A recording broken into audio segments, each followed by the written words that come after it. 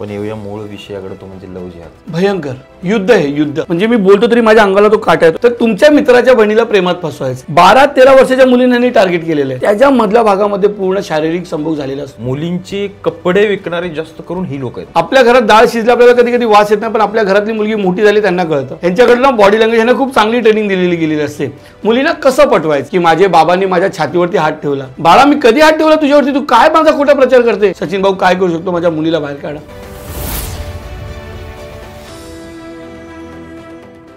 नमस्कार मित्रांनो, आज आपल्यासोबत एक असं व्यक्तिमत्व आहे जे व्यक्तिमत्व फक्त बोलत नाही तर ते ग्राउंडवरती जाऊन, समाजामध्ये जाऊन, तळागाळामध्ये जाऊन काम करतं. सोशल मीडियाच्या माध्यमातून बोलणं सोपं असतं, पण ग्राउंडवरती काम करणं फार अवघड असतं. त्यातलंच एक महत्त्वाचं आणि मोठं नाव जे लव्ह जिहाद असो किंवा या सगळ्या जिहादी प्रवृत्तीच्या विरोधात बेधडकपणे काम करतं, असे आपले सर्वांचे आवडते सचिनदादा गायकवाड आपल्यासोबत आहेत, ज्यांचं भोजन कट्टा नावाने सगळं चॅनल आणि इंस्टाग्रामवरती तुम्ही पाहत असाल, अनेकदा यांनी पाहिलं असेल. दादा, सगळ्यात पहिला महत्त्वाचा प्रश्न तुमच्यासाठी. हल्ली अनेकदा आपण पाहतो की तुम्ही, आम्ही किंवा अनेक सोशल मीडियामध्ये लोक फक्त बोलतात, पण तुम्ही खरोखर ग्राउंडवरती काम करताय. मला एक प्रश्न पडतो नेहमी जेव्हा मी तुमचं काम पाहतो की तुमच्या हातातली सगळी कामं सोडून तुम्ही कोणत्याही गोष्टीचा विचार न करता, ना कुटुंबाचा ना कुठल्या, तुम्ही आज धर्मासाठी बेधडकपणे बिंदासपणे काम करताय. याच्या मागची ऊर्जा नक्की कशी आहे, तुम्हाला नक्की किती अडचणी येतात, हे जरा लोकांना पण समजू द्या. की ह्यांना वाटतं की हे फक्त धर्म आणि फक्त जात आणि हिंदू मुस्लिमच करत बसतायत, पण याच्या मागची येऊया आपण पुढच्या प्रश्नांकडे. पण आधी तुम्ही कसं नक्की हे काम करता, कसं सगळं मॅनेज करता, ही पहिली गोष्ट मला सांगा. मला वाटतं की माझ्या आयुष्यामध्ये अनेक व्हिडिओ तर मी बनवतोच आहे, अनेक जण ओळखतात मला, पण मला सुद्धा पहिल्यांदा कोणतरी प्रश्न विचारला आहे. म्हणजे एक मोठा भाऊ वडील विचारतात ना की बाबा तू बरा आहेस ना, कसं करतोस तू, तसा हा पहिल्यांदा कोणतरी प्रश्न केला. आणि ह्याच प्रश्नाची अपेक्षा होती प्रत्येक हिंदू बांधवांकडून, त्या प्रत्येक लोकांसाठी. श्री छत्रपती संभाजी महाराज, श्री छत्रपती शिवाजी महाराज, महाराणा प्रताप, पृथ्वीराज चव्हाण, ह्या लोकांना हा प्रश्न करायला पाहिजे होता की तुम्ही कसं करताय सर्व करून. आता हा सोशल मीडियाचा जमाना, मग कसं करतो, तर परिस्थिती खूप भयंकर आहे. तुमच्या घराच्या दरवाजाच्या बाहेर ज्या दिवशी तुम्ही पाऊल ठेवता तेव्हापासून तर तुम्ही रात्री घरी पुन्हा येता ना, तेव्हापासून तुम्ही सर्व संकटात आहोत. मग संकटात असते वेळी ज्यावेळेस आपल्याला कळतं की पाऊस आहे, त्यावेळेस आपण छत्री घेऊन निघतो, घरातून रेनकोट घेऊन निघतो. मग हे तर सरळ सरळ दिसतं आपल्यासमोर, काश्मीर गेला, केरळ गेला, आता अजून काय काय जाणार आहे. मग ते न जाण्यासाठी हा प्रयत्न करत असताना येणाऱ्या अडचणी दिसत आहेत. पण कुठेतरी भगवंताची कृपा, ती एक आध्यात्मिक शक्ती, मी आध्यात्मिकतेला खूप मानतो. म्हणजे मी नामजप, साधना, पूजापाठला मानतो. माझ्या गुरूंची कृपा, की ज्या कुलदैवत, ग्रामदैवत, स्थानदैवत, मी त्यांना खूप मानतो. पण परिस्थिती एवढीच दिसते की श्री छत्रपती संभाजी महाराज, श्री छत्रपती शिवाजी महाराज ह्यांचं नामस्मरण केल्यानंतर ह्यांचा जो इतिहास वाचतो त्यावेळेस कळतं की ह्यांनी केले तर मला करावंच लागणार. मी वीर सावरकरांचा, अनेकांचा इतिहास वाचतो, बघतो, ऐकतो, त्यावेळेस कळतं की यांनी वेळ दिलाय, हा घरात बसून होऊ शकणार नाही, आपल्याला ग्राउंड लेवलला जावं लागेल. बरोबर. आज काही लोक स्टुडिओमध्ये बसून करतात, पण करतायत ना, प्रत्येकजण आपापल्या परीने काम करतो. तर मला वाटतं की मी एक तो ऑलराऊंडर खेळाडू आहे. प्रत्येक खेळाडू असतो आपापल्या जीवनामध्ये क्रिकेट खेळतो, सिक्स मारतो, आणि तोच खेळाडू कधी कधी बॉलिंगही करतो, आणि तोच चांगली कॅचही पकडतो. मग मला असं वाटतं की मला एक उत्तम खेळाडू बनायचं आहे. हां, ह्याच्यामध्ये 100% तुम्हाला धोकाच आहे, त्रास आहे, संकट आहे, बट त्या मायनस पॉईंटकडे मी नाही बघत आहे. मी डायरेक्ट घुसतो आहे, आणि आहेत अडचणी येतात जीवनात, चालू आहेत. पण मला असं वाटतं की ग्राउंडला जाऊन लोकांबद्दल जनजागृती करणं गरजेचं आहे. तर त्या रिॲलिटी, ते प्रॅक्टिकल काय घडलं ते ग्राउंडला गेल्यानंतर ते दोन्ही बाजू मी घेतो, चांगल्या वाईट, आणि त्या व्हिडिओच्या माध्यमातून लोकांपर्यंत पोहोचवतो. आता आपण ज्या पक्षांची किंवा म्हणतो BJP किंवा बाकी सगळे जे हिंदुत्ववादी पक्ष, त्यांना आपण पाठिंबा देतोय, ही लोक खरंच मदत करतात काय अशा परिस्थितीतनी, की फक्त आपलं वरच्यावर दाखवणं? म्हणजे कधी अशी अनुभव आलाय की बा या लोकांनी तुम्हाला मदत केली कुठल्या अडचणीत? हो, म्हणजे मी आवडीने म्हणजे मी तर तुम्हाला एक जाहीरपणे सांगू शकतो की मी शिंदेसाहेब मला खूप आवडतात. एक रिक्षावाला, डाऊन टू अर्थ, डायरेक्टली मुख्यमंत्री बनणं, लोक काय बोलतील मला माहिती नाही, पण एक मोटिवेशनल उदाहरण आपल्यासमोर आहे. पण धर्म कार्यासाठी म्हणजे माननीय हिंदुत्व सम्राट बाळासाहेब ठाकरे नाव येतं, स्वर्गीय आनंद दिघे साहेब येतं, धर्मवीर. पण आत्ताच्या घडीला जे नाव येतं ना मला, म्हणजे आवडीने, आणि बघतो की रात्री अपरात्री मी कॉल करतो, म्हणजे त्या व्यक्तीला कधी कधी मला असं लाज वाटते फोन करायला, ते म्हणजे नितेश दादा राणे. म्हणजे काही लोक माझ्या विरोधात गुन्हा दाखल करतात, किंवा काही ठिकाणी आम्हाला जातो आणि आम्हाला सपोर्ट भेटत नाही, त्यावेळेस आम्ही नितेश दादांना फोन करतो, आणि तो व्यक्ती रात्री 3 वाजतो. आता म्हणजे माझा परवाचा जो विषय होता, रात्री 2:30 वाजता फोन केला, दादांनी लगेच उचलला, काय सचिन दादा असं आहे. म्हणजे करतात ते आम्हाला सहकार्य, कारण की आम्ही आमच्यासाठी करत नाही ना, बरोबर. त्या मुलीला आणलेलं असतं आणि विषय असाच असतो लव्ह जिहादचा. तेव्हा आर्थिक मदत करत नाही किंवा मला असं बोलायचं नाही आहे, काहीतरी वैयक्तिक असेल कारण ऑन कॅमेरा बोलणं योग्यही वाटत नाही. पण हो, माझं असं मत आहे की राजकीय पक्षाने लक्ष दिलं पाहिजे. जसं ध्रुव राठीकडं किंवा कुणाल कामराकडं किंवा असे अनेक सेक्युलर यूट्यूबर लोकांकडे लक्ष, यूट्यूबर बोलू शकतो ना, त्यांच्याकडे जर लक्ष देऊ शकतात तर जे धर्मकार्य करतात, मीच नाही माझ्यासारखे जे पण धर्मकार्य करतात त्यांच्याकडे आता थोडंसं लक्ष देणं गरजेचं आहे. आपण येऊया मूळ विषयाकडे, तो म्हणजे लव्ह जिहादचा. मला सांगाल, तुम्हाला तर अनुभव आहे चांगला लव्ह जिहादविषयी, तुम्ही अत्यंत खालीपर्यंत काम करता, तुम्हाला यातलं सगळं माहिती आहे. नक्की कशी सुरुवात कशी होती या लव्ह जिहादची, कसं फसवलं जातं, काय नक्की हे चालू काय आहे, तुम्हाला काय अनुभव आला याच्याविषयी? भयंकर युद्ध आहे, युद्ध जे दिसत नाही पण युद्ध, मारलं जातं आपल्याला अतिशय. म्हणजे मी बोलतो तरी माझ्या अंगाला तो काटा येतो की जे मी पोलीस स्टेशनमध्ये किंवा त्या मोहल्ल्यात जाऊन मी ज्यावेळी भिडत असतो, बोलत असतो ना, तर दिसतं की हे युद्ध चालू आहे आणि या युद्धामध्ये तुम्ही हारलेत. हिंदू, हिंदू हारलेत. म्हणजे आपल्या पाठीची ढाल आहे आणि तलवार आहे आणि आपल्याकडं जे युद्ध सैनिक आहे, जर काही ढाल, ही तलवार आणि सैन्य जर हेच आपल्या विरोधात असेल तर तसं ह्या युद्धामध्ये जी आपली मुलगी आहे, जिला लव्ह जिहादमधून, लव्ह जिहाद ज्याला नाव दिलं गेलं, लव्ह जिहाद म्हणजे काय दादा, हा प्रश्न कोणी विचारतच नाही आम्हाला. लव्ह जिहाद म्हणजे काय, फक्त बोलायचं लव्ह जिहाद. लव्ह जिहाद नाही, लव्ह म्हणजे प्रेम, जिहाद म्हणजे युद्ध, भांडणं. तर ही भांडणं प्रेमाने करा आणि त्या दुश्मनाला हरवा, काफिरांना हरवा. काफिर म्हणजे आपण. मग यांना का हरवायचं आहे? बिकॉज ह्यांचा जो उद्देश आहे, जो स्वप्न आहे भारताला इस्लामिक राष्ट्र बनवण्याचा, बरोबर, त्या उद्देशाला ते हळूहळू गोड पद्धतीने जात आहेत. फॉर एक्झाम्पल, बॉम्ब मारला तर तुम्ही आतंकवादी ठरवता, बॉम्ब मारला तर तुम्ही आतंकवादी, आणि दगड मारला तर अतिरेकी. मग दोन्ही शब्द नको आहेत आपल्याला, आणि हे दोन्ही केलं तर लोकांच्या नजरेत येणार, लोकांना दिसणार. बघा मी काय बोलतो पॉईंट टू पॉईंट. बॉम्ब मारला तर आतंकवादी, दगड मारला तर अतिरेकी, आणि हे दोन्ही जर का लोकांना कळलं तर हिंदू जागृत होईल आणि हिंदू पूर्ण पाकिस्तान, अफगाणिस्तान संपून टाकू शकतो. तर हिंदू जागृत झाला, तर हिंदू जागृत होऊ नये म्हणून युद्ध नको, तर पीस ऑफ सायलेंट, एकदम मस्त शांत पद्धतीने काय करायचं माहिती आहे का, लव्ह जिहाद करायचा. लव्ह जिहाद म्हणजे काय, तर तुमच्या मित्राच्या बहिणीला प्रेमात फसवायचं आहे. आता आपला मित्र कोण, आपण तर सर्व धर्म समभाव, हिंदू मुस्लिम भाऊ बोलतोय. मग आपण सलीमला आपल्या घरी आणतोय, दिवाळीचा फराळ चालतोय, गणपती बाप्पाचा प्रसाद चालतो, तो खातो सुद्धा आणि तोही आपल्या देवाला मानतोय. पण ज्या वेळेस असेल चांगले सलीम जावेद पण आहेत जे आपल्यासोबत खरंच खऱ्या अर्थाने चांगले असतात. मी चांगल्या मुसलमानांच्या विरोधात कधीच बोललो नाही आहे, मी गद्दार मुसलमानच्या विरोधात बिंदास बोलतो.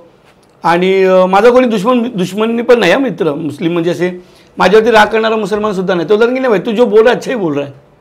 भगवा लव ट्रॅप आता त्यांनी बनवला नवीन मार्केटमध्ये. तर लव्ह जिहाद म्हणजे काय होतं माहिती आहे का, की यांनी अतिशय गोड पद्धतीने हिंदू मुलींना टार्गेट केलेलं आहे. काही मुलींसाठी ते हातामध्ये लाल धागा सुद्धा घालतात, मंदिरात सुद्धा जातात. काही मुलींसाठी त्यांनी इंस्टाग्रामवरती हिंदू नाव ठेवलेले आहेत आणि काही मुलांचा फॉलोअप घ्यायचा अतिशय गोड पद्धतीने.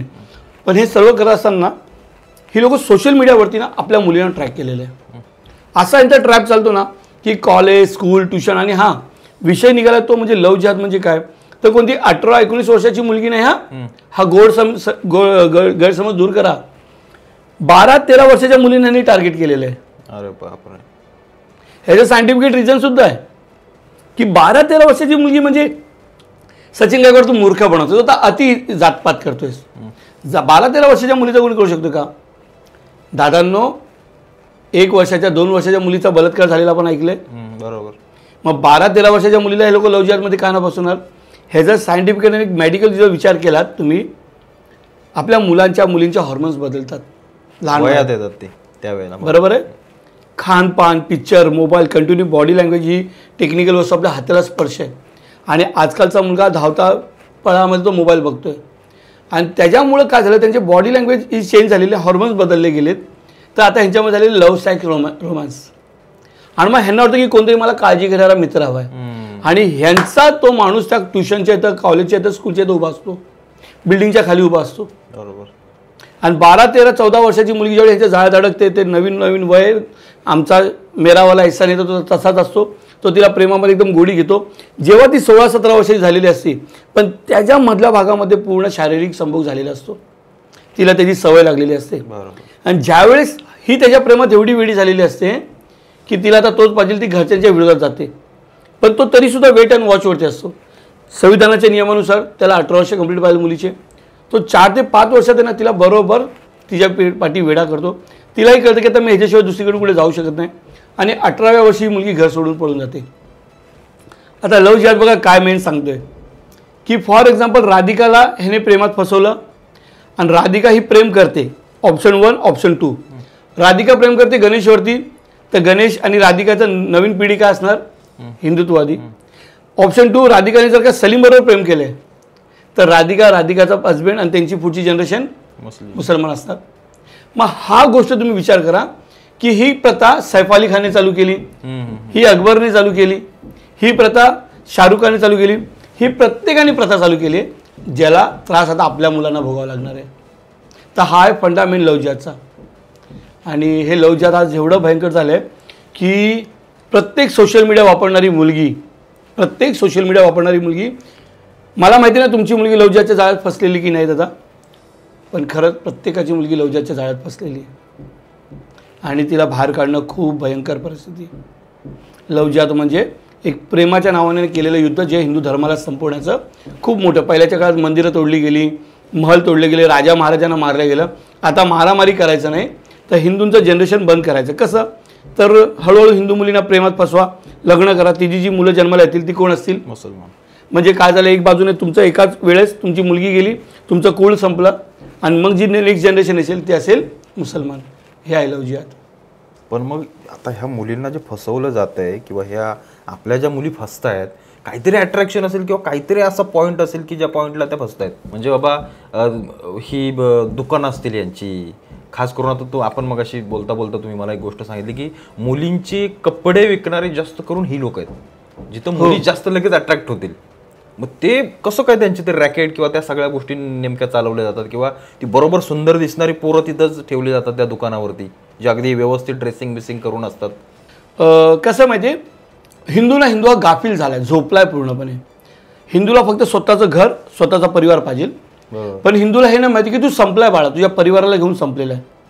हिंदू हा ना विचार करत आहे की तू ज्या ठिकाणी राहतोयस, तू जॉबला जातो 20,000 30,000 40,000 किंवा लास्ट 1 लाख रुपये सॅलरी, तू 2 लाख सॅलरी घेतो, तुझ्या घराला खूप चांगलं इंटेरियर करतोयस, तुझ्या सोसायटीमध्ये राहतोय, सोसायटीच्या बाहेर एक वॉचमॅन आहे, तो वॉचमॅन पूर्ण कॉम्प्लेक्ससाठी नाही जीव देऊ शकत स्वतःचा. पण तू ज्यावेळी जॉबला जातो, तुझी पत्नी जॉबला, त्यावेळी तुझी मुलं कुठे जातात कधी ऑब्झर्वेशन केले? बरोबर. तुझी मुलं कोणाच्या संपर्कात आहेत? तर ह्यांचं ना इकोसिस्टम खूप मोठं आहे. ह्यांचं वॉचिंग सेंटर, जसं आपलं कार सेंटर असतं ना, वॉच सेंटर, तर हे प्रत्येक गोष्टीकडे ऑब्झर्वेशन करतात की ही मुलगी कोणाची आहे. बरोबर. आपल्या घरात डाळ शिजली, आपल्याला कधी कधी वास येत नाही, पण आपल्या घरातली मुलगी मोठी झाली त्यांना कळतं. अत्यंत महत्त्वाचं. आणि ही मुलगी मोठी आली आहे तर मला जमणार नाही तर तू कर, असं यांच्यामध्ये वाटलं जातं. चला, मी जातीय तेढ निर्माण करणारा व्यक्ती आहे, मी हिंदू करतो, माती भडकवतो. अरे पण प्रॅक्टिकल तुम्ही अभ्यास करा ना. जसं तुम्ही माथेरानला फिरायला जाता, जसं तुम्ही एखाद्या मॉलमध्ये फिरायला जाता, कधी एक दिवशी पोलीस स्टेशनला जावा, नाही एखाद्या पोलिसांशी संपर्क करा. बरोबर. आणि त्या पोलिसांना विचारा की खरं ते लव्ह जिहाद खोटं आहे की खरं आहे. मी खोटं बोलतो ना, कायदा खोटं नाही बोलू शकत, माझं संविधान खोटं बोलू शकत नाही. मी खरंच परमपूज्य डॉक्टर बाबासाहेब आंबेडकरांचं खूप ऋणी आहे की त्यांनी खूप काय चांगल्या गोष्टी आपल्याला दिलेल्या आहेत. पण दुःख का वाटतं माहिती आहे की ती मुलगी 18 वर्षाची झालेली आहे आणि ती बोलते की मला बोलायचा अधिकार आहे. आता ह्यांची टीम काय काम करते माहिती आहे, तिच्या बोलण्याच्या अधिकाराला कसं मारलं जातं.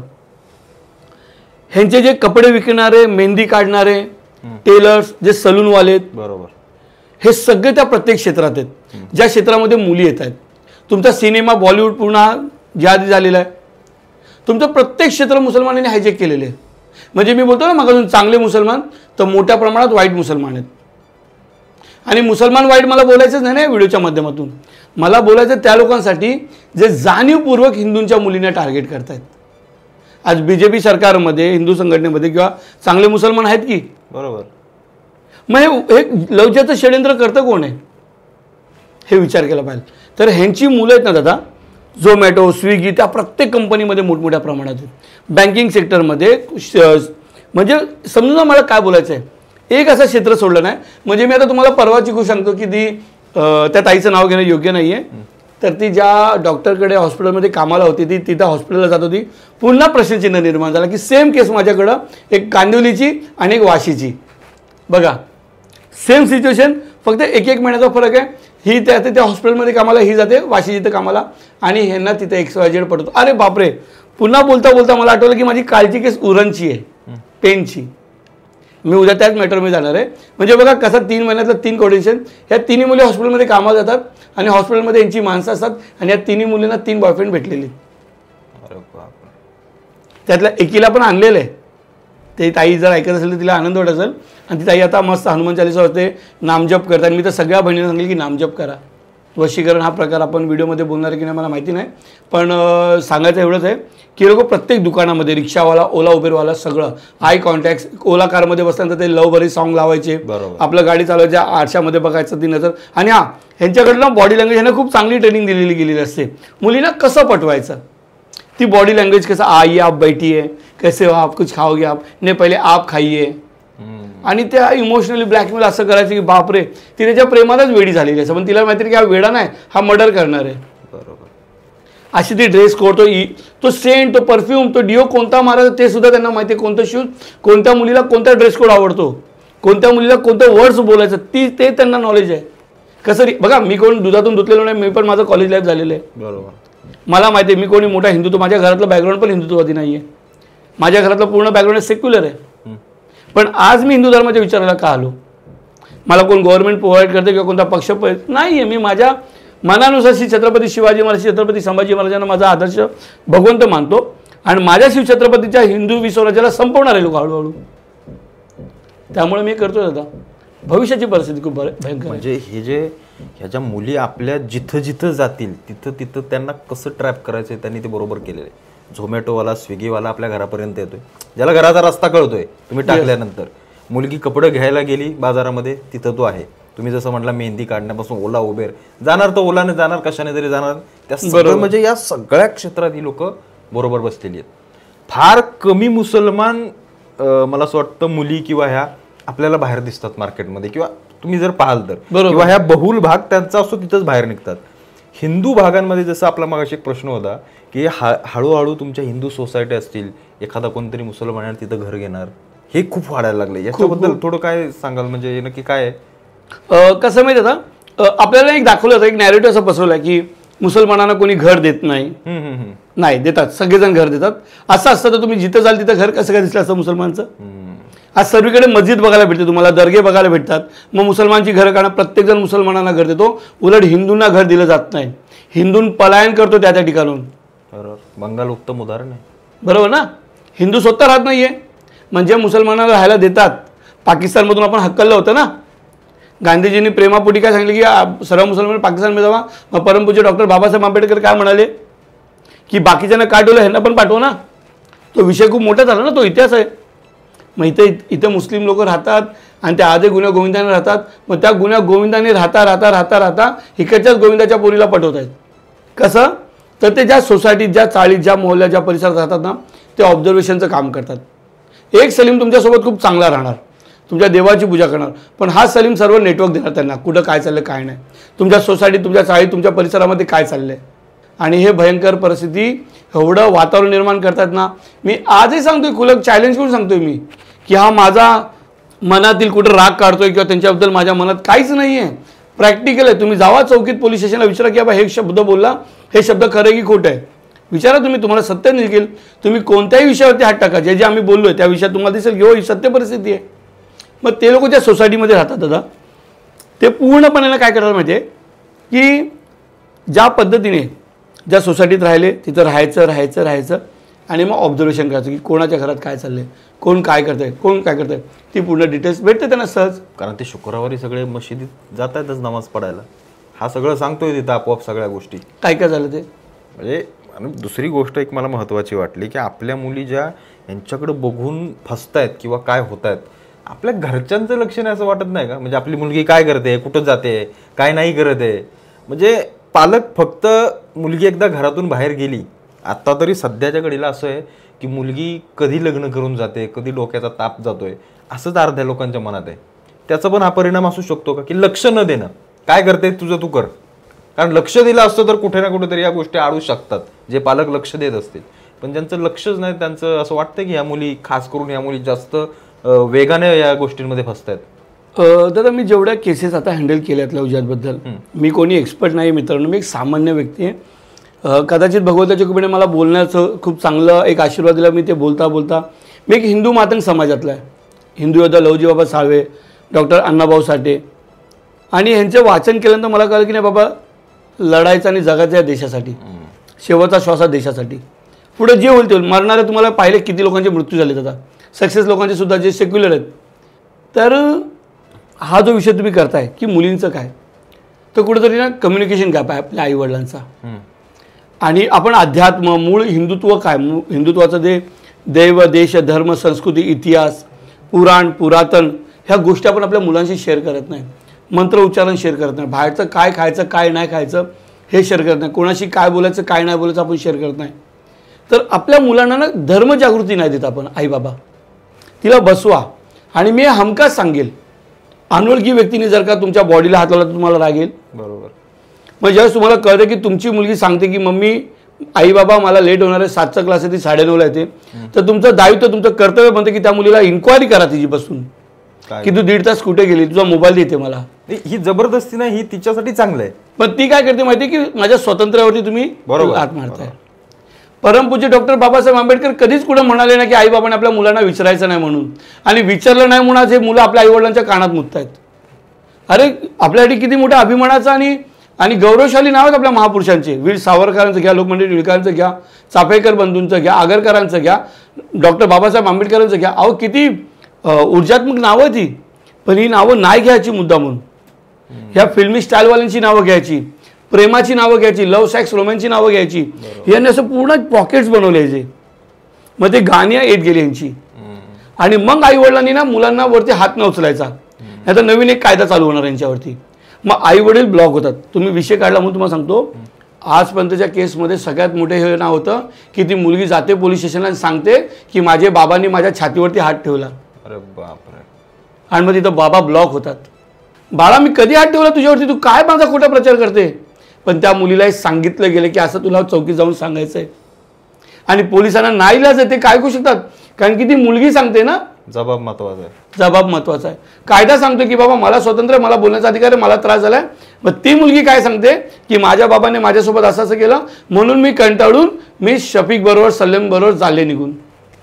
बरं मग ह्या स्टोरीमध्ये सलीम आणि शफीक कसं काय आला, विचार करा. हा फक्त व्हिडिओ पुरता बघू नका, ही तुमच्या परिवारासोबत होणार आहे दादा. बरोबर. त्या प्रत्येक व्यक्तीसोबत होणार आहे. मी नाव नाही घेणार त्या पोलीस ऑफिसरांचं, त्या साहेबांचं, कोणाचं नाव नाही घेऊ शकत. आज फोन येतात मला, सचिन भाऊ काय करू शकतो, माझ्या मुलीला बाहेर काढा. अहो हसायचा प्रश्न मी तुम्हाला दादा, मी 2017ला एक विषय बनवलेला, लव्ह जिहादचा व्हिडिओ बनवलेला. आणि अंधश्रद्धा निर्मूलनचे काही त्या ताई हसतील आणि त्या ताईंचा आशीर्वाद आहे, ते मला खूप मोठ्या प्रमाणात सहकार्य करतात. एकेकाळी त्या अंधश्रद्धा निर्मूलनाचं खूप मोठं काम करायचे.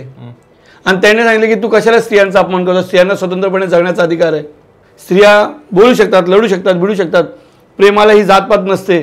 आज त्या ताई सांगतात की दादा बोलायला लाज वाटेल मला की त्यांची सून त्या जाळ्यात अडकली.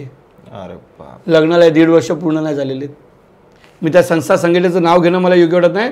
त्यांची सून गेली, ते मला फोन करतात की दादा तू अतिशय बरोबर बोलतो, आमच्या घरी AC रिपेअर करायला आलेला व्यक्ती त्याने आमच्या सुनेला जाळ्यात फसून टाकलं. हे मी नाही बोलत आहे, त्या ताई म्हणतायत, ज्या काही वर्षापूर्वी स्वतःला सेक्युलर मानत होते, ते लव्ह जिहादला खोटं ठरवत होते आणि त्याच सांगतात की हो दादा खरं आहे. भयंकर परिस्थिती, त्यांचा कोणताच व्यक्ती सोडत नाहीये. आता मला एक विषय आठवला म्हणून तुम्हाला सांगतो. यांनी पर्यटन स्थळं जी आहेत ती देखील हायजॅक केले. एक त्याचं उत्तम उदाहरण, मला मागेच काही दिवसांपूर्वी एका मुलीने फोन केला, सांगितलं महाबळेश्वरला गेली होती. महाबळेश्वरला एक वेण्णा लेक नावाचा परिसर, त्याच्यावरती घोडेवाले ते सगळे ती लोक आहेत, सगळे टोटल घोडे त्यांचे. त्या घोड्यावरती बसत असताना ते सांगतात की जेंट्स बसलं असतं तू येऊ शकतोस फिरून, तू घोडा तुला काय करणार नाही. मॅडम नाही बसू शकत, मॅडमला पडली बिडली तर मग तो बिचारा घाबरून म्हणतो अरे ठीक आहे फिर आप बैठो जरा उसके साथ. हा तिच्यासोबत घोड्यावर बसतो. मला अनेक मुलींनी आता तक्रार केला, मी डायरेक्ट नाही बोलू शकलो कारण त्यांच्या संघटना आहेत. हा विषय अत्यंत महत्त्वाचा आहे. तिथून हे टच करून, तिथून या सगळ्या गोष्टी करून एक राऊंड 100 रुपयामध्ये फिरवतात. तिला खुश करण्यासाठी अजून एक राऊंड मारला जातो. बाजूला बसलेला तिचा कोण असेल, नवरा वगैरे, त्याला काही त्यातलं जास्त कळत नाही. ती म्हणते ठीक आहे आता तो बसलाय चिटकून तर तो बसणारच ना, कुठं काय करणार. पण या सगळ्या गोष्टी तुम्हाला असं वाटतं का काय जाणून बुजून केलेल्या आहेत? ही लोक बरोबर पर्यटन स्थळांवरती, तुम्ही माथेरानला जाल, अनेक ठिकाणी आहेत, लोणावळ्यात, या सगळ्या हे घोडेवाले, कारण त्यांना माहिती आहे इथं बसणं, लोक त्यांना माहिती आहे आपल्याला सेफ्टी आहे, कारण घोड्यावरती काल कोण बसतंय आजकाल, बाईक तर कोणीही चालवते. मग ह्या सगळ्या गोष्टी आहेत, या कुठून तरी यांना येत असतील ना. ऑफकोर्स. कारण एक महत्वाचा प्रश्न तुम्हाला सांगतो, एक घोडा घेण्याची किंमत म्हणजे आजकाल गाडी घेण्यासारखी आहे. 10-15 लाखाचा घोडा, 10-15 लाखाचा घोडा हे कसे काय घेऊ शकतात, हा सगळ्यात पहिला प्रश्न आहे. कोण यांना पुरवतात, म्हणजे यांचं कोणतरी चालवणार आहे, काय वाटतं? म्हणजे आता तुम्ही मला एक सांगण्याचा, मला आता हा पॉईंट लक्षात आला म्हणून मी तुमच्याशी शेअर करतोय की अनेक मुली या भारतातून लापता झाल्यात. बरोबर. 16, 17, 18 वर्षाच्या मुली लापता झाल्यात, भेटतच नाही त्या मुली. म्हणजे मी सुद्धा सर्व टीम लावली. आता समजा आमची तर टीम मोठी आहे, पूर्ण भारतभर आहे, संपर्क वाढला. मी आभार मानतो पोलीस प्रशासनाचे, मी आभार मानतो सर्व मीडियाचे, मी आभार मानतो हिंदू संघटनेचे. आता सगळे संपर्क मोठ्या पणामध्ये येऊन गेले. जर समजा एखादी मुलगी गायब झाली तर आम्ही फोन करतो लगेच. मग कधी कधी 2-2 महिन्यानंतर कधी कधी मुलगी महाराष्ट्रातून बिहारमधून नेपाळमधून ती दुसऱ्या ठिकाणी गेलेली आहे. अरे बाप. काही मुलींचे बॉडी पार्ट्स गायब झालेले आहेत. लव्ह जिहाद म्हणजे फक्त जातीय ते नका समजू बंधूंनो, ऑर्गन्स काढून घेतलेले आहेत. आता बाकीचं तुम्हाला माहिती आहे ना, फ्रीजमध्ये तुकडे भेटत आहेत. मग ह्याच्यापासून समजून घ्या की त्यांचे कसं प्लॅन चाललंय. तर हे जे तुम्ही म्हणताय की पर्यटन ठिकाणी लोकांचे हे लोक येत आहेत, तर मध तिथं माशा, गोड तिथं मुंग्या. मग ह्या गोड आहेत. मला एक खूप छान प्रश्न आठवला की बोलायला आवडेल, एखाद्या वेळेस साखर ठेवली ना गोड वस्तू, तर मुंग्या लागायला वेळ लागतो. पण आपली मुलगी मोठी झाली ना, तर लव्ह जिहादमध्ये फसायला वेळ नाही लागत. अगदी खरं आहे. तर हे त्यांचं जाळं आहे सर्वीकडे. मी अजूनही सांगतोय, लव्ह जिहाद म्हणजे एक प्रेमाचं युद्ध आहे आणि प्रेमाने युद्ध करून आपल्याला संपवणार आपल्या भारताला. हे सत्य परिस्थिती आहे. त्यांची आता तुम्ही जर बघाल, त्यांची जी यूथ आहे जो सोशल मीडियावरती आहे, 5-5 मिलियन 10-10 मिलियन त्यांचे फॉलोअर्स आहेत. हे जी एवढी सगळी, म्हणजे त्याच्यामध्ये काय फक्त मुसलमानच फॉलो करतात असं नाही, आपल्या जास्त मोठ्या प्रमाणात 70%. आज तुम्ही आम्ही काम करतोय, 1-1.5 लाखात आपली लायकी तिथं थांबवलेली. काय हा मुसलमान हिंदू मुसलमान करतोय. पण कुठंतरी मग या सगळ्या गोष्टी त्यांना मदरशातून किंवा त्यांचे मौलवी किंवा ही सगळी लोक, ही त्यांची एक कुठली तरी टीम आहे ज्यांना सांगते ते करायला, ते करण्यासाठी भाग पाडते. त्याच्यासाठी फंडिंग पण मोठ्या प्रमाणात केलं जातं. मग ह्या संघटना आज आपल्याला कुठेतरी शोधून काढाव्या लागतील, यांना कुठेतरी कट करावं लागेल. कारण जोपर्यंत ह्यांची जे तरुण जे या क्षेत्रात काम करतात यांना आपण काढू शकत नाही, तोपर्यंत मला असं वाटतं थांबणं थोडं अशक्य आहे. नाही म्हणजे मी ह्या 7 वर्षाचा जो मला अनुभव आला लव्ह जिहादच्या विषयावरती काम करताना, आम्ही पहिले लव्ह जिहादच्या विषयावरती काम करतो वेळी आम्ही स्थानिक त्या एरियात जाऊ शकत नव्हतो किंवा आम्हाला पोलीस प्रशासनाचं आम्हाला एवढं सहकार्य मिळत होतं. पण आता तसं नाही आहे. आता आम्हाला पोलीस प्रशासनाचं खूप मोठं सहकार्य असतं आणि पॉझिटिव्हली असतं की जे पण असतील. आज मी आभार मानतो बजरंग दलाचे, विश्व हिंदू परिषदाचे, RSSचे, हिंदू राष्ट्र सेनेचे, सकल हिंदू समाजचे किंवा हिंदू जनजागृती समितीचे. त्यांच्या एक लव्ह जिहादबद्दल खूप छान पुस्तक आहे. मी ह्या व्हिडिओवरती बोलतो चालेल ना? चालेल. की लव्ह जिहादचं हिंदू जनजागृती समितीचं ते पुस्तक नक्कीच वाचावं. प्रत्येक पालकांनी, प्रत्येक मुलांनी लव्ह जिहादबद्दल किती सुंदर भाषेत दिलेलं आहे. आज बजरंग दल किती छान पद्धतीने काम करत आहे. तर ह्या ज्या संघटना त्यांच्या आहेत, त्यांनी आताशी 30% काम केलेलं आहे. 70% त्यांना का नाही सक्सेस होतं माहिती आहे? ह्याच हिंदुत्ववादी संघटनेमुळे. बरोबर. आणि हिंदुत्ववादी सरकारमुळे. आपल्याला जेवढं दिसतं तसं नाही आहे. सरकारने पण कुठं चाबूक मारायचं ते ठरवलेलं आहे. आमच्या अशा किती केसेस आहेत की ज्या हॉटेलमध्ये आम्हाला एंट्री नाही दिली, त्या हॉटेलमध्ये एंट्री दिली तर दरवाजा त्या रूममध्ये घुसून आम्ही त्या मुलीला बाहेर काढलेलं आहे. मग हे राईट्स आम्हाला काय ताकद दिलेली आहे सरकारने, हिंदुत्ववादी सरकारने. आज मी एखाद्या पक्षाचा बांधलेलो नाही, पण मी मनापासून जर आभार मानेल तर मी हिंदुत्ववादी सरकारचे मनापासून आभार मानतो की त्यांनी आम्हाला धर्म कार्य करायला खुलं मैदान दिलेलं आहे. आणि करतो सुद्धा धर्मासाठीच ना, माझा वैयक्तिक तर काहीच नाही याच्यामध्ये. म्हणजे अशालाच एक भाग आहे. दादांनी ज्या काही गोष्टी सांगितल्या त्या अत्यंत डोळे उघडणाऱ्या होत्या. आणि तुम्हाला जे दिसतंय, आपल्याला जे बाहेर दिसतंय, याच्या पलीकडची जी बाजू आहे ती अत्यंत धक्कादायक आहे. अत्यंत म्हणजे तुम्ही आम्ही विचारही करू शकत नाही. आता राहिला एक प्रश्न म्हणून घेतो, या जेवणामध्ये थुंकणं हे यांच्या धर्मात चांगलं मानलं जातं. चला मला कधी कधी विचार पडतो, साला हॉटेलमध्ये खातो, आतमध्ये बनवतोय कोण, काय झालं आपल्याला घंटा काय माहिती नाही. हे थुंकणं यांच्या, आता आपण व्हिडिओ बघतोय, आपण काय खोटं आपण कुठल्या मनात, म्हणजे हा जिहाद फक्त लवचा जिहाद नाहीये. तुमचा अन्न जिहाद असो, गळ्यांवरती पोचले, अजून आपल्या गाया काय कापतायत, इतके भयंकर गोष्टी या सगळ्या सांगितल्या जातात. मग सरकार आपले तर हे पूर्णपणे ठप्प होईल का? म्हणजे असं वाटतंय का की येतील पुढे येतील थोडं? दादा खूप छान म्हणजे विचार करणारी गोष्ट आहे की सरकार काय विचार करत असेल याच्यावरती. एकदम सोपं उदाहरण आहे. आई वडिलांचं प्रेम झालं, एकमेकांशी लग्न केलं, लग्नानंतर एक संसार बनवला आई वडिलांनी आणि काही कालानंतर त्यांना बाळ झालं. त्याच्यावेळी बाळ लहानाचं मोठं झाल्यानंतर सरकारने ना म्हणजे बाळानं ना आई वडिलांना त्या बाळाचं ढुंगाण धुवायला जमलं, कारण की बाळ नजरेत होता. जसा जसा मोठा आला तसं तसं त्यांना ढुंगाण धुणं सोपं झालं. पण बाळ जसा एकदम मोठा कॉलेजला जायला लागलं ना, ढुंगाण सोडा बाळाचे पाय धुवायला सुद्धा आईवडिलांना वेळ भेटत नव्हता, कारण की बाळाचे पाय हे कॉलेजच्या नावाखाली कुठं जातात ते आईबापांना कधी कळालं नाही. तसं एवढं मोठं हे आपलं साम्राज्य, एवढी मोठी लोकसंख्या आहे, तर कोणत्या तालुक्यात, कोणत्या जिल्ह्यात, कोणत्या ग्रामपंचायत, कोणत्या गावात, शहरात काय चाललंय सरकारला कसं कळणार? त्यासाठी ना लोकांना जागृत झालं पाहिजे. बरोबर. लोकांना स्वतःहून पुढे आलं पाहिजे. आज तुमचं नाव एक आज महाराष्ट्रात प्रत्येकजण ओळखतोय, कारण की लोकांनी ठरवलं ना की तुम्ही चांगला विषय हाती घेतलाय. आज लोक तुमच्या मागे मोठ्या प्रमाणात आहेत. लोक तुमच्यावरती विश्वास ठेवतात, तुमच्या व्हिडिओला आपुलकीपोटी बघतात, तुमच्या प्रत्येक शब्दाला महत्त्व देतात. तर ह्या लोकांनी तुम्हाला प्रेम दिलं, तसेच दुसरे लोक तुमच्याबद्दल अलर्ट झाले. बरोबर. तसं जर का प्रत्येक भारतातल्या लोकांनी आपसातली पक्षातली मतभेद, जातीय मतभेद सर्व बाजूला ठेवून जे पण हिंदुत्ववादी सरकार आहे त्याच्याकडे जर का पूर्ण फोकस केला, की त्यांच्यावरती विश्वास ठेवला, माननीय मोदीजी, माननीय अमित शहाजी, माननीय योगीजी, माननीय फडणवीस साहेब, एकनाथजी शिंदे साहेब, नितेश दादा, ह्या लोकांवरती जर का पूर्ण विश्वास ठेवला, मग माननीय राजसाहेब ठाकरे, माननीय उद्धवजी साहेब ठाकरे किंवा सर्व हिंदुत्ववादी विचाराचे जे जन्माने हिंदू जन्माला आले, त्यांनी आपसातले मतभेद आणि पक्षवाद सोडला, की बाबा आपल्याला हिंदू म्हणून काम करावं. सगळे राजकीय पक्ष जर का एकसाथ आले हिंदू म्हणून स्वार्थ, कारण की बघा ह्या प्रत्येक पक्षातल्या लोकांकडे ना करोडोच्या गाड्या आहेत, करोडोचे बंगले आहेत. बस झाले एवढा पैसा आता तुमच्याकडे. जो हिंदुत्वाचं काम करणारा कार्यकर्ता ना मरतोय, त्याच्या घरी जेवायला नाही पैसे. मग राजकीय पक्षामध्ये सुद्धा काही गद्दार लोक आहेत. मी डायरेक्टली क्लिअर करतो या गोष्टी. मी हिंदुत्ववादी पक्षाला खूप मनापासून मानतो, पण त्या पक्षामध्ये पण काही चुकीचे लोक आहेत ना. मग त्या लोकांनी फक्त तुमचं खरं रूप आता हिंदुत्वाचा आणा बाहेर, तर ह्या गोष्टी आपण थांबवू शकतो. हे जे घडतंय ना, कुठेतरी सरकारचे प्रत्येक राजकीय नेते, स्थानिक लेवलचा नगरसेवक असेल, आमदार असेल, कार्यकर्ता असेल, तो विकला जातो त्यांना. तर त्यामुळं आता म्हणजे बोलता बोलता मी बोलायला नाही पाहिजे होतं. मी आपल्या महाराष्ट्रातलं माझ्या घरापासून जवळच्या अंतरावरती असलेलं ठिकाणं, तिकडचे स्थानिक आमदार साहेब होते आणि लवजिहादचा विषय होता, आणि तो मला बोलतो की असा करतो मला, ज्याला आम्ही पकडून आणलं आहे त्याला आणल्यानंतर त्याची माणसं खूप आलेली तिकडे चौकीच्या, तर तो मला तिकडे असा करतो. म्हणजे त्याची हिंमत कशी आली? त्याला ज्यावेळेस आम्ही अरेस्ट केला, त्या मुलीबरोबर त्रास देत होता, तेव्हा तरी काय नाही केलं, पण चौकीची तर त्याची हिंमत झाली. तर त्याला कोणतरी फोन केला की आपले MLA साहेब आहे आपले साथ.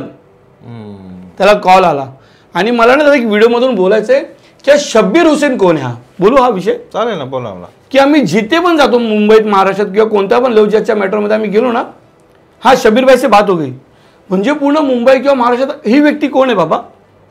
आज सचिन गायकवाडला फोन येतोय किंवा आमच्यासारखे जे पण हिंदुत्वाचं काम करतात लवजिहादच्या विषयावर, तर आम्हाला फोन येतो ना की आम्ही जातो आणि आम्ही करतो. तर मी एकटा सचिन गायकवाड एकाच ठिकाणी जाऊ शकतो ना.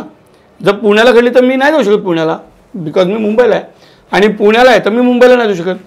पण प्रत्येक मॅटरमध्ये गेलो ना, हा शब्बीर भाई से बात होगी. मग हा कोण आहे बंदा, की का त्यालाच ना, म्हणजे कोण तो एक जण चालवतो काय सगळं? मी अजूनही बोलतो की लवजिहादबद्दल मी खरं बोलतो खोटं बोलतो मला माहिती नाही, पण जे काही बोलतो ते अनुभवाचे बोललोय. बरोबर. मी एक खोटं बोलेल तर तुम्ही त्याचा इन्क्वायरी करू शकता. आता आम्ही बोलता बोलता 10 ते 12 मेन पॉईंटवरती बोललो. 10 ते 12 मधला कोणताही पॉईंट की सचिन गायकवाड तुम्ही ह्या पॉडकास्टमध्ये हे शब्द चुकीचं बोललेत, आम्हाला याचं प्रूफ द्या. तुम्ही मागू शकत नाही प्रूफ. तुम्ही माझ्या विरुद्ध जर का एखादा गुन्हा दाखल केलात तर तुम्हाला तो प्रूफसुद्धा मिळणार नाही की हो नाही खरं आहे. त्याने जर सांगितलं की शाळा कॉलेज येतं यांचं ट्रॅपिंग चालतं का, तर हो ह्यांचे मुलं बाईक, स्पोर्ट्स बाईक घेऊन चांगले ड्रेसिंग करून फिरतात, हे मी नाही अनुभवाचे बोलेत. सेक्टर 17 वाशीचे येतं ते कॉलेज एरिया ना, तो त्या बाजूला तो खाडीचा एरिया आहे, तिथं सगळे ते उभे राहतात. ते महाराष्ट्रात सगळ्या ठिकाणी चालतं. बरोबर. ह्या व्हिडिओनंतर कमेंटमध्ये तुम्हाला येतील बघा लोक, हो हे आमच्या इथं चालतं म्हणून. म्हणजे मी बोलण्यापेक्षा ती जनता बोलते. ह्याच्यामध्ये जर का तुम्हाला तो मगाचा एक पॉईंट काढला की लवजिहाद म्हणजे नक्की काय, तर तुम्ही सांगू शकता की हो अनेक हिंदू मुली फसल्या गेल्यात. मग आता तुम्ही पुन्हा ह्याच्यामध्ये बोलता बोलता मला भगवा लव ट्रॅपबद्दल बोलावं लागेल. भगवा लव ट्रॅप आणि लवजिहादमध्ये खूप जमीन आसमानचा फरक आहे. भगवा लव ट्रॅपमध्ये ज्यावेळी एखादा हिंदू पोरगा मुस्लिम मुलीशी प्रेम करतो ना, तर तो हिंदू पोरगा ना मुसलमान बनतो, तो धर्म स्वीकारतो. पण हिंदू मुलगी ज्यावेळी एखाद्या मुसलमानवर प्रेम करते ना तर तो मुस्लिम पोरगा हिंदू नाही बनत, मुस्लिमच. भगवा लव ट्रॅपमध्ये ना त्या हिंदू मुलाची हत्या होते, बापरे. पण लव जिहादमध्ये मुलींचीच हत्या होते. म्हणजे कुठूनही मारायचा हिंदू. भगवा लव ट्रॅपमध्ये हिंदू मुलगा सुरक्षित नसतो आणि लव जिहादमध्ये मुस्लिम मुलाला काहीच होत नाही. हे काय म्हणजे बघा बोलायचं मला काय काय काय निघते बाहेर. आपल्या लोकांना माहिती नाही. आईस्क्रीमवाल्यापासून रिक्षावाल्यापर्यंत सगळे त्यांचं मोठं नेटवर्क आहे. आणि एकच सांगतो जाहीरपणे, मृत्यूला कधी घाबरलो नाही, मृत्यूच्या मनात कधी विचार येत नाही आणि मृत्यूला बघून मी कधी काम करताना पळालो नाही. शेवटचा श्वास देव देश धर्म संस्कृती हा विषय जर मी छाती ठोकून बोलतोय तर हे प्रॅक्टिकली सत्य परिस्थिती बोलतोय. आणि मी कुठे कोणत्या त्या भगवंताला मानतो की त्या भगवंताने 10 वेळा सांगितले की बाळा तुला हे करायचं आहे. भविष्यात तुझ्या संपर्कातील लोकांच्या बहिणी जातील याच्यातून. अहो बायका जातात, बायका ठीक आहे. लव जिहाद म्हणजे कोणत्या मुली नाही, लग्न झालेल्या बायका. आम्ही तुम्हाला माझा कॉल दाखवतो, ते दादा सांगतात की दादा माझ्या बायकोला वाचवा, आम्ही फक्त रिक्षात बसलेलो. बापरे. आणि माझी बायको मला बोलते ठीक आहे जा. अर्ध्या तासात कशी पटू शकते. मी किती बायका सांगू तुम्हाला, किती सांगतात दादा मी सलूनवाल्याकडे माझ्या बायकोला नेलेलं आणि माझी बायको आता मला सोडून पळून गेली आहे. ठीक आहे ना. एक हिंदू बाई एक हिंदू मुलगी प्रेमात पडेल जाईल. अरे जिथे तिकडे बायका आणि मुली पळून जात आहेत. असेल हिंदूमध्ये खोट, मर्द कोणीच हिंदू नाही आहे का. सेक्शुअल प्रॉब्लेम असेल एकामध्ये. मग मुलींचं काय, मुलींचा तर समोर काय शिकण्याचं वय, सॅक्स लव सॅक्स रोमॅन्सचा काय संबंधच येत नाही. मग त्या मुली लव जिहादमध्ये का पडतायत. बरोबर. प्रश्नचिन्ह खूप मोठा. ही खूप भयानक परिस्थिती, शोकांतिका हिंदूंसाठी की हिंदू अजूनही या विषयावरती बोलायला तयार नाहीये. अरे ते घाबरतात. त्यांचा इकोसिस्टम स्ट्रॉंग आहे, आपला इकोसिस्टम ठेवा. मला ना लव जिहादबद्दल बोलायला ही भीती वाटते, लाज वाटते आणि चिंता होतो मी की आईनो तुम्ही व्हिडिओ समोर या.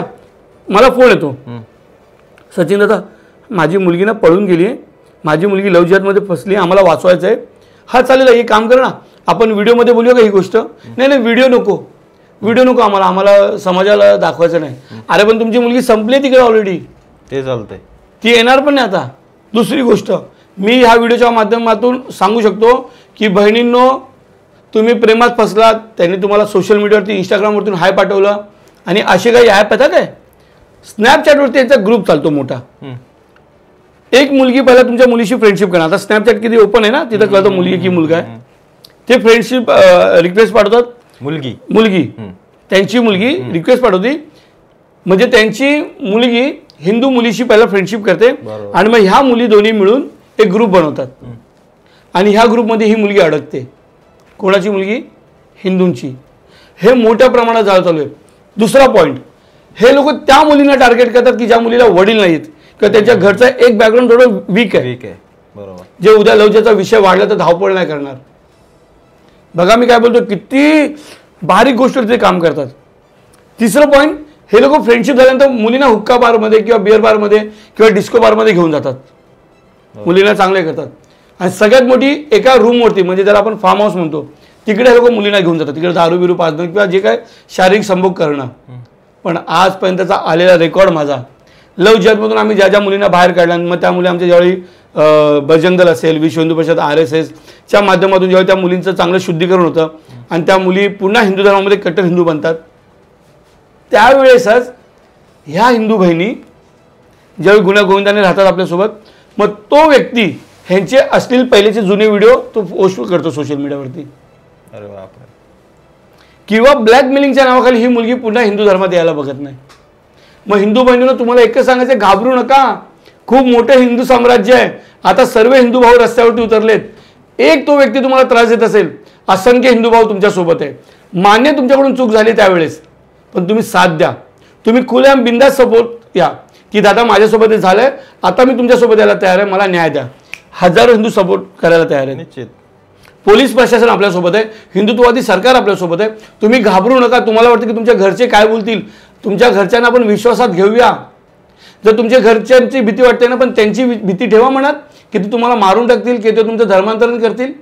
त्यामुळे पहिला तुम्ही घरच्याचा विचार करताय, त्याच्यापेक्षा जास्त तुम्ही स्वतःचा विचार करा. तुम्ही बिंदास जाहीरपणे व्हिडिओ बनवा, व्हिडिओ व्हायरल होऊन द्या. अशी पण तुमची बदनामी झाली, तशी पण झालेली आहे.